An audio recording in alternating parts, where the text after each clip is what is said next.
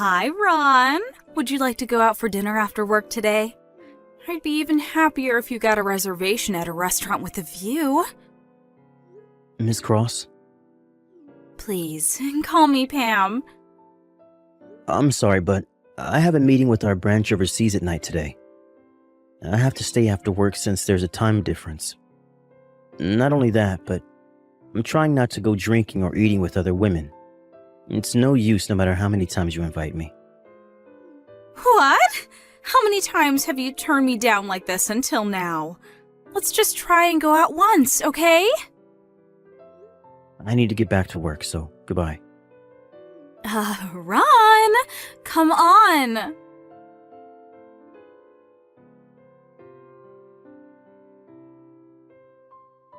Hi, Claire. I'm finally done with work. Must have been a hard day. Sorry about today. I was planning on having dinner at your apartment after work today, but... It's alright, don't worry about it. Still though, this overtime came out of nowhere. Yep, it was suddenly decided that we would have a meeting with our overseas branch. There was a time difference as well, so it was a mess. Make sure to get some rest, alright? Yeah, thanks. So, are you going to go straight home today? Yep. We're going to discuss the wedding ceremony with the planners tomorrow, so I should probably get some sleep. Yeah, I'll take a bath and go to bed early as well. Alright, see you tomorrow. Yep, see you tomorrow. Good night. Good night.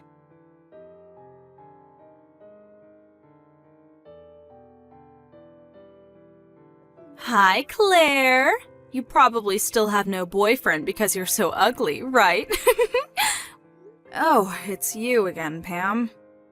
What do you mean it's you again? I've told you this 1,000 times. I cut ties with you and everyone else in my family once I graduated high school and was kicked out of home. Haven't you noticed that just because you got my new phone number from my friends who didn't know what happened doesn't mean I'm gladly welcoming your texts? Of course! That's why I'm texting you. I don't know what's funny about this, but I'm no longer the girl you knew who was always tense and scared of what her family thought. Even if you insult me like you used to back home, I just don't care what you have to say anymore. Huh? If that's fine with you, then alright. I'll reply to your texts, but I think we'll just be wasting each other's time. It'd just be a bother, really. Huh? What's with the attitude? You're just a failure that was never loved by Mom and Dad. Yes, but Aunt and her husband adopted me and treated me like I was their own daughter, so it doesn't really bother me. What? What's your deal? You've never even had a boyfriend. But I do have a boyfriend. What? There's something I need to take care of now. Bye. Hey, you really surprised me. There's no way an ugly woman like you could ever get a boyfriend. You're lying. I, on the other hand, am on good terms with the son of a CEO. I can't quite take our relationship to the next step, which is a bit bothersome though. But this is without a doubt proof that I'm important to him. The way he's so stoic and strict is a sign that he's going to be a good husband once we get married. So there's no need to worry. I want to be the wife of a CEO so bad.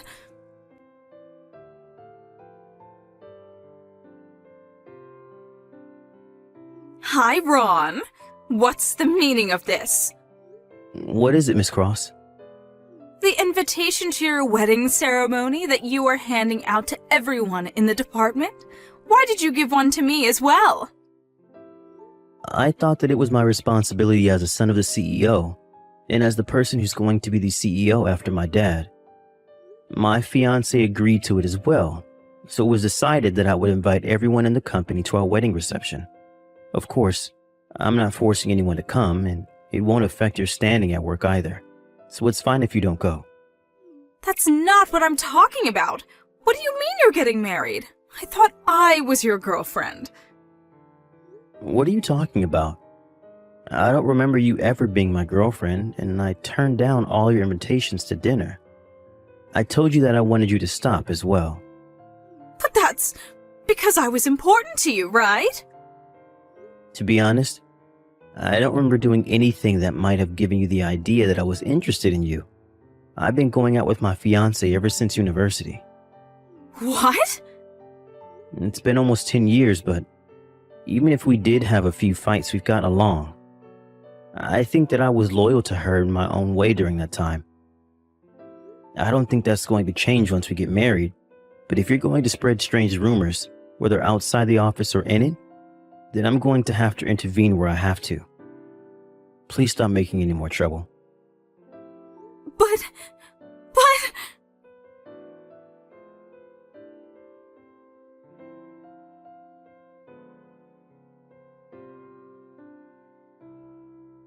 Hold on. What's the meaning of this?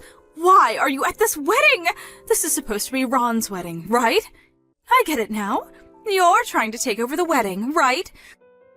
I can't believe this. There's no way he'd marry an ugly hag like you. It's no use trying to seduce the groom when he's the son of a CEO. The only person who's allowed to destroy this wedding is his true lover, me. I'm the one who's going to stand next to him wearing a wedding dress. I won't let you bother us. I'll kick you out no matter what.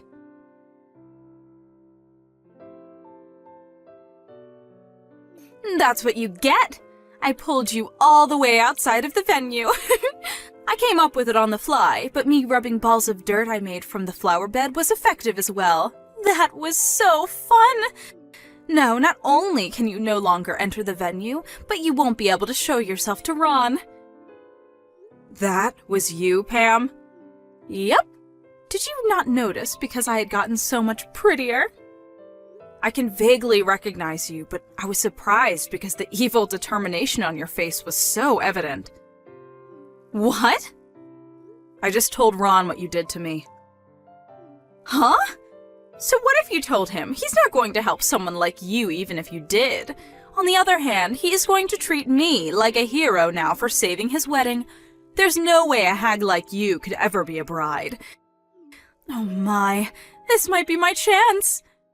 Pam, did you read the names of the bride and groom on the wedding invitation? What?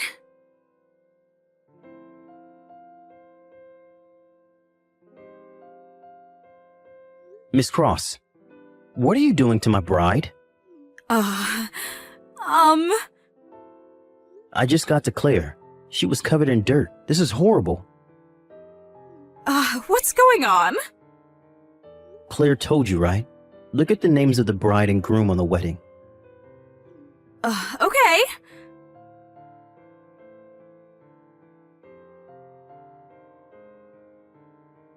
What? Is this my sister? Huh? My sister's name is written as the bride's name. Claire's last name changed because she was adopted by her aunt. But it seems that you met your aunt now and then as well, so you must know her last name was Nelson, right? Did you not think anything when you saw Claire Nelson? I didn't look at the invitation properly. Huh? I didn't want to look at the bride's name since it would make me feel like I had lost. I didn't want to know the name of the person who stood in my way of becoming a celebrity wife.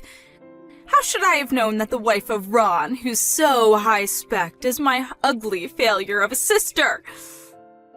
I don't appreciate you insulting my fiancé like that, but... Oh no, it's just that... But Claire says that isn't the problem, so I'll pretend I didn't hear it. You understand now though, right? My fiancé, Claire, is your sister. That's impossible.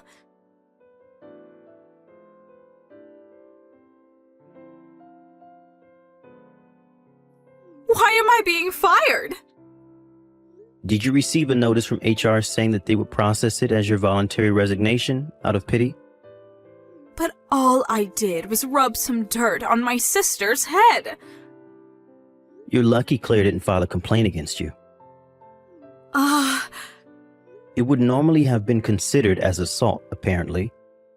To tell you the truth, I was worried about what you might do at the day of the wedding. But you managed to slip by unnoticed and sneak into the bride's waiting room.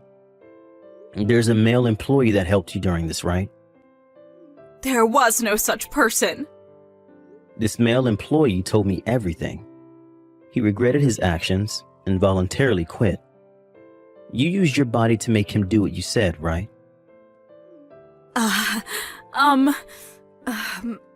My only feelings are those I have toward you. I talked to your parents about this. What? Mom and Dad? What did they tell you?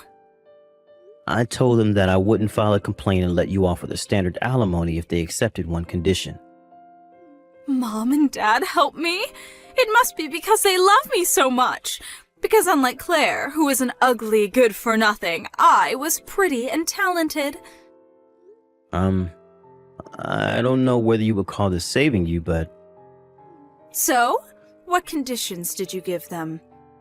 Firstly, you three would erase all the contact information you have of Claire, and that you would never bother her again. Oh, that much is nothing. Who cares if I can no longer see Claire? I'd gladly accept those conditions. Secondly, the three of you will move somewhere far away. Huh? What? You're telling me to move? That means I won't be able to see you anymore. And Dad's company doesn't have a relocation system, which means that Dad will have to quit his job as well. This isn't my problem.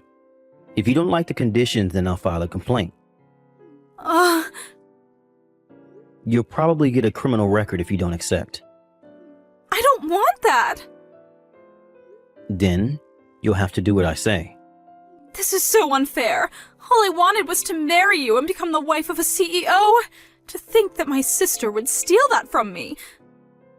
She didn't steal me from you. All you did was cause trouble on your own. You haven't even reached the starting point. But we were in love. No, we weren't. You were just being delusional this whole time. Well then, I doubt we'll ever meet again, but... Wait, Ron! Think this through. I could be a much better wife than Claire could ever be. Don't ever show yourself to me or Claire ever again. Ron, please! Goodbye.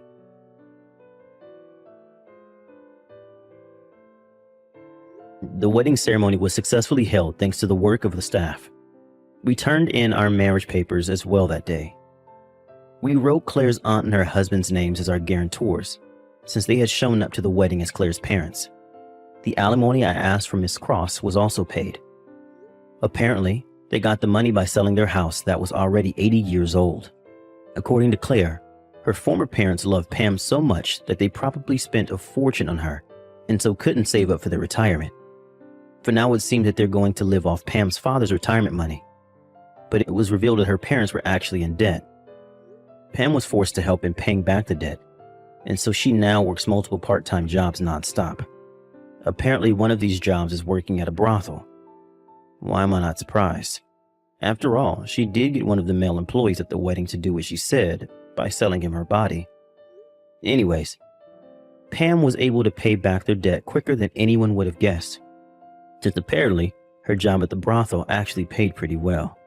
She now spends every day more or less in the same manner, work a few hours during the day, and work a few more hours at night at the brothel. Apart from losing a few friends after the incident, things more or less seem to have worked out for her.